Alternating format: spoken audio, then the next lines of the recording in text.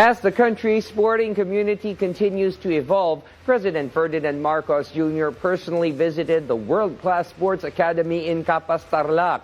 The visit highlights the administration's continued commitment to providing premier support to Filipino athletes across all sports. IBC News correspondent Harley Balbuena has the report. This is the National Academy of Sports, or NAS, in New Clark City, Capas, Tarlac.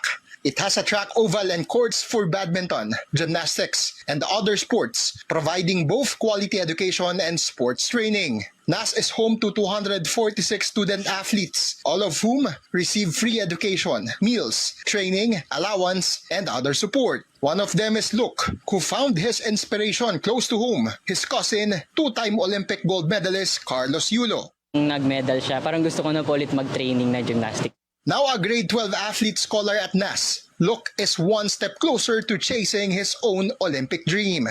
Pangarap ko po makapasok po sa national team. To make sure that student athletes are receiving the best, President Ferdinand R. Marcos Jr. today inspected the Sports Academy, met with athletes, and observed their training. Mas focus po talaga sa academics, tapos at the same time nababalance pa rin po namin ang training po namin. Really helped me shape up my swimming career. Sila kasi dati nakikipasabay pa sila sa publiko. Ito dedicated facility para sa mga atleta lang talaga. With plans to expand NAS to more regions, more young Filipino athletes could soon have the opportunity to pursue both academic and athletic excellence. Harley Balbuena, IBC News.